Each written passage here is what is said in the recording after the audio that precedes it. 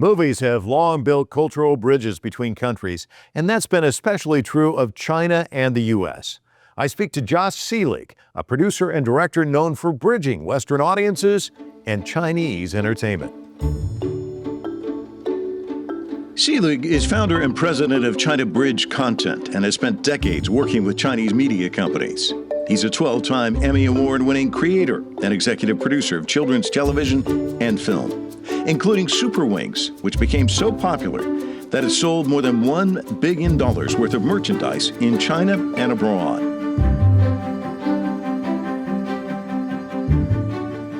There have been enormous changes over the last 20 years. Animation was just getting started. There were a few studios, scrappy studios getting going. Now you have this thriving film industry. You know, you have the great success of Ninja 2, which just broke every box office record in the world. So you have an industry that has matured through a lot of hard work and tenacity. There's so many changes. I think, there was a period when Chinese cinema was defined by, Zhang Yimou and Chen Keiji, and, they won Palme d'Or, and they were really great filmmakers, live action filmmakers, but there really wasn't much going on the animation side. And there was a tendency to look up to some of the Western companies and to try to emulate them and to go see their films and make films like their films. And that era has really passed. China has come into its own as an industry, especially in animation. So the films that are the most popular in China by far are Chinese films about Chinese people that focus on Chinese culture. And I think this is really a triumph for their industry. It shows the results of their learning and their hard work. So having watched this industry grow, I feel very proud of that industry. I think they've just done great. The animated Chinese film Ninja 2 smashed global box office records last year. In China, it earned $2 billion, making it the best-performing film in Chinese cinema history. Worldwide, it became the highest-grossing animated film. The movie is inspired by Chinese mythology, featuring epic battle scenes and dazzling visuals. You are my son. Well, you talked about Ninja 2 and just the enormous success at the box office. And I think a lot of people might be kind of surprised at that because it seems like it is taking Chinese culture in a sense, mythology, and moving it across the globe, and it's been accepted. And a lot of people might be like, oh no, you've got to have a kind of a Western story or whatever. Are you surprised at the success in a sense? I'm not surprised at all. I mean, some people took notice because the box office was so big, they suddenly looked up and said, oh, something's happening in China. But anybody who's been paying attention, knows that back in 2015 with the Monkey King feature, that really suddenly got everybody to pay attention to what China was capable of in the area of animation. That was followed by Ninja 1, which was 2019, I believe. That film cost, I think, $40 million to make. I believe it grossed $800 million. So that was really a turning point for the Chinese industry. They realized that domestic content that was really well made could really attract a massive audience. And at the same time, there was a steady decline in box office for Western features. They just weren't performing as well, and they continued to not perform as well as they used to. In recent years, Chinese audiences have turned to domestic films over Hollywood blockbusters.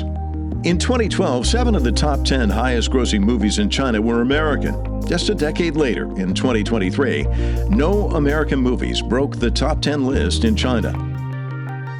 Today, Hollywood films represent only 5% of China's box office.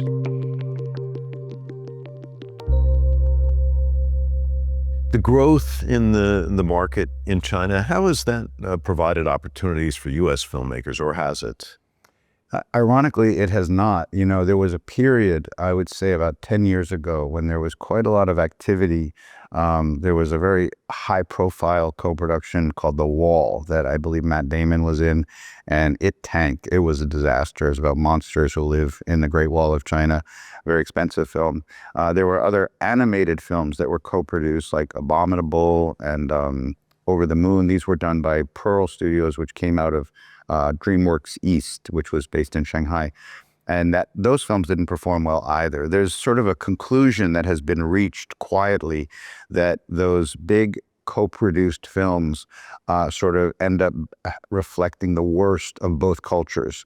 They are these kind of uncomfortable hybrids that don't really resonate either with audiences here in the US or audiences in China. So everybody's kind of reverted back to their pre-co-production days. This is in feature films, and really focused on their markets, their teams.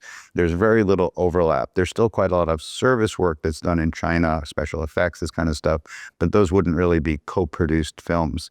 It's totally different in television, which is my core area. So in television, the big successes globally out of China have been shows like Super Wings that I was intimately involved with. I did the Bible, wrote the pilot, brought it to market, pitched it here in the US. Shows like that have resonated all around the world.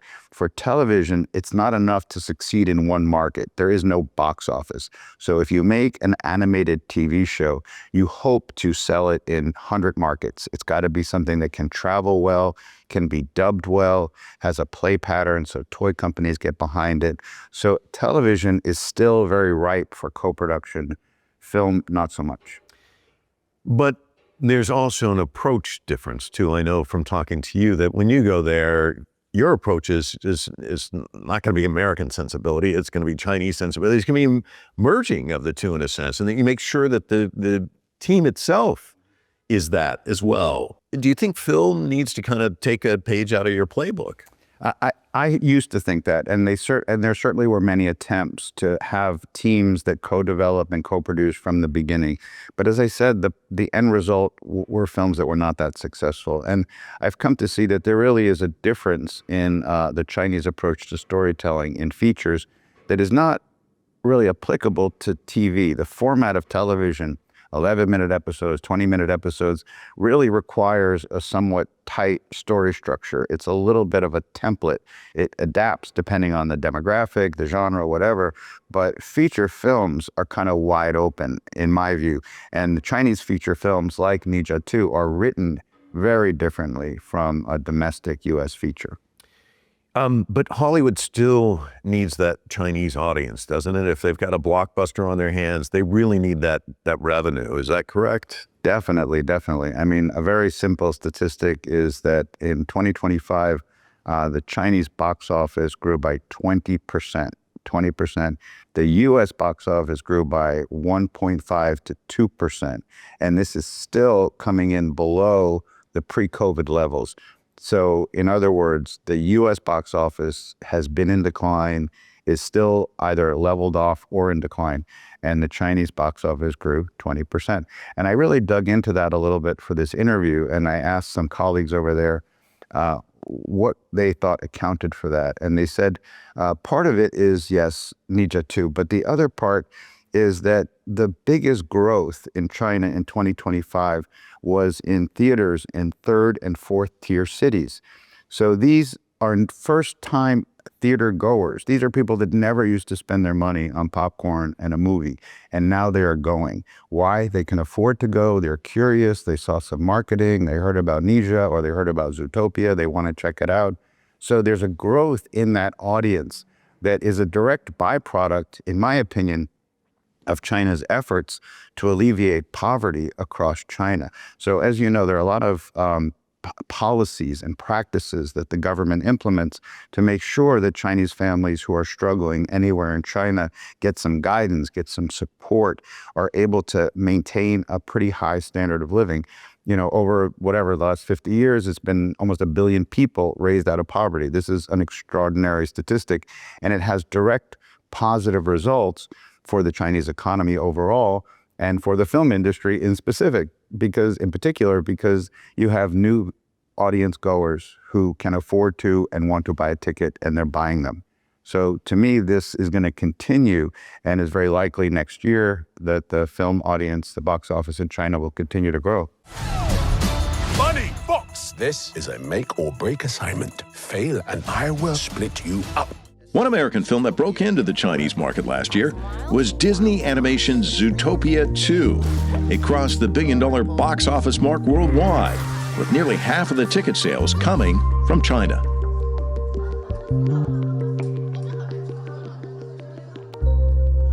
Let's say I'm a studio executive in Hollywood. I want to make films, but I know I've got to rely on that box office you just described.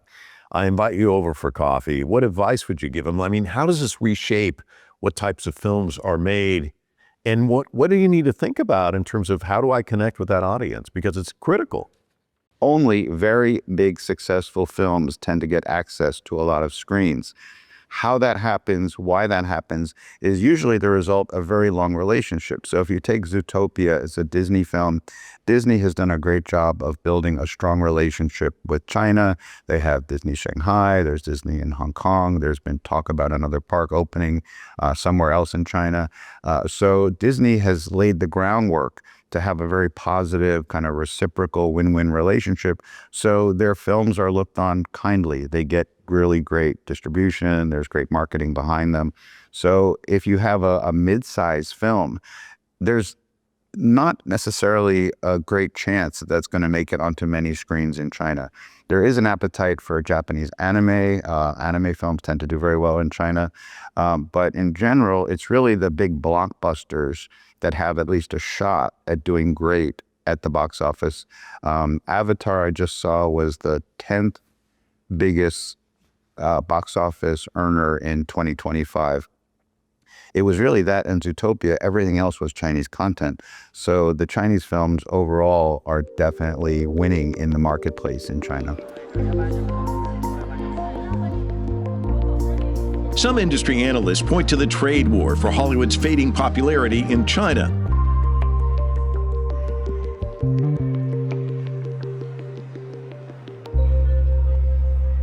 Several months back, I was talking to somebody who was a studio executive working in China back in the glory days when there was a lot of collaboration. And as you pointed out, the Matt Damon thing was a bust. There's been some efforts that failed. If it was revisited, U.S.-China collaboration, what would be the things that you think could be successful in terms of creating a product that would do well here as well as China? Well, I think when you have animation for kids, which is very different than Ninja 2, for example, or The Monkey King, The Hero Returns, those are really grown-up animation films, but kids can enjoy them. I think for baking a feature, my suggestion would be to take a really successful pre-existing IP that's already built an audience within China, something like a Paw Patrol that is also huge everywhere else in the world, and maybe cooperating on a film. And I know something very similar to this is happening at the moment with a company called Huace. I know they're doing a Peppa Pig feature film. It's clearly for younger audiences, but they're doing it with Chinese teams. It's overseen by the Hasbro side. So I've been very curious. Everybody's curious to see how this does. So I do think in the animation area, to do a film based on a really popular IP in China has a pretty good chance at the box office. And that could benefit from the co-production model that I used on Super Wings. Let me go there. You talked about your co-production model. Just talk to me about how rewarding that overall experience was for you and some of the things that you learned. So I think we all kind of go into it like, oh, we know exactly what we're doing, but then you talk to somebody else and they've got a different sensibility. How did it shape you, do you think, as a creator?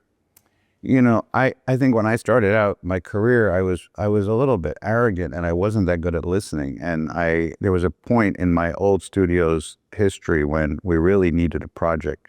And we had a few projects that we brought to China. And I realized there wasn't a big appetite in China for Western IP coming in, but there was a big appetite for some Western expertise and for answering some questions about why some of their shows or films had struggled. And this really opened up my eyes to this idea of early cooperation. So not so much Chinese stuff being sold to the US stuff being sold to China, but actually co-developing, co-producing. And, the first experience with that, Super Weeks, was incredibly satisfying, and it was a big hit. So to me, it was like, this really can work. And that involved a Korean design team, a Chinese toy company, Alpha, my studio in New York. And, we really baked that together from the very beginning, brought it to market together, looked at scripts together. And that was followed by a second show called Peking Duckling that we did with Yu Young. And this was, a very small team, and we had been sort of struggling to find the right idea. We'd been brainstorming for quite a while, and we were actually out in Beijing eating Peking duck. And we looked at the thing on the table, and I said, what if we had a show and it was called Peking Duckling? And everybody smiled, and we're like, that's really funny. And it evolved from that conversation into this weird place called Hilly Hole, which is neither China nor the US, populated with these really bizarre characters led by this guy, Peking Duckling, who's not particularly that intelligent, but he's very enthusiastic about life. And he has two sidekicks who are much more intelligent, who are always protecting them from disaster. So to me, one of the other things I've learned in China is nothing really happens over Zoom or email. Everything important happens face to face. So I was going over a lot. I still go over a lot. And any substantive conversation, either commercially or creatively, has happened face to face, usually over some very good food. So this model is less common here. You do have dinners. They're usually to celebrate some big success. They're not really to get into the project and the work, in that kind of intense way. So I really enjoy the Chinese model. And I want to mention right now we're working on 2 new projects with Chinese companies. The first one is called Hey Toma. This is a second season with a company called They're based in Hangzhou. And then the second project that we're doing is called the C-Pops. And this is with a Beijing company called Perfect World Animation. So they're part of the Perfect World family of companies, which is mostly gaming, but they've also done a lot of feature films. So C-Pops is a spin-off of one of their pre-existing shows, which is very popular. It's called The Rainbow Crew. So these are 2 examples that are current where, we're speaking constantly. We meet often. We collaborate in the truest sense, and that it's not me imposing my Western view. It's not them defending the Chinese approach. It's really listening to one another. Josh, a delight talking to you. Hopefully the next time it'll be in China. We'll have some Peking duck and see what else is on the table and what other idea can pop into your head, and I can see it on TV in the future. Thanks again. That'd be great. Thank you, Mike.